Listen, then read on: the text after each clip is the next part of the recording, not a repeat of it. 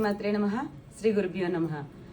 మన గత ఏడాది లాగానే కూడా మహాలక్ష్మి చెండికేశ్వరి సత్సంగంలో జైభవాని ఉత్సవ కమిటీ ఆధ్వర్యంలో ఈ సంవత్సరం కూడా ఈ శనివారం అనగా 15వ తారీఖున ప్రదోష కాలంలో మన స్వామివారికి ఆ పరమేశ్వరుడికి కార్తీక మాసంలో విశేషంగా పంచామృతాలతో కూడా మహాన్యాస పూర్వక రుద్రాభిషేకం, అలాగే ఏకాదశ అంటే 11 సార్లు రుద్రం కూడా చదివించడం జరుగుతుంది.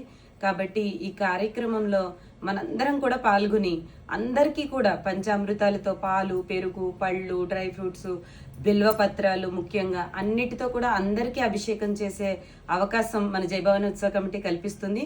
కాబట్టి ఈ అవకాశాన్ని సద్వినియోగం చేసుకుని దీనితో పాటుగా కూడా మనందరం కూడా దాటి సహస్ర దీపోత్సవాన్ని కూడా ఇక్కడ వేడుకగా చేసుకుందాము.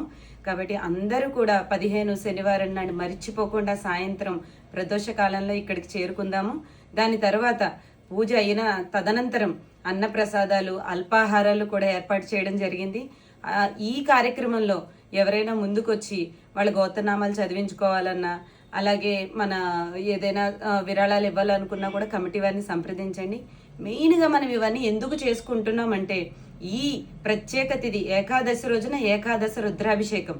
రుద్రాన్ని మనం చదువుకుంటూ కూడా మన ఇంట్లో ఉన్న ఈతి బాధలు, మన ఫైనాన్షియల్ ప్రాబ్లమ్స్ కానీ, జాబ్ ప్రాబ్లమ్స్ కానీ, ఎలా అయినా మన వాహన గండాలు కానీ, పిల్లలకి పెళ్ళిళ్ళు కానీ, ఉద్యోగాలు కానీ, చదువులు కానీ, ఎలాంటి సమస్యలున్నా పోవాలని ప్రదోష కాలంలో స్వామివారిని కోరుకుంటూ అష్టైశ్వర్యాలతో అందరం తొలతూగాలని సంకల్పం పెట్టుకుని ఈ పూజ అయితే ప్రారంభించడం జరుగుతుంది.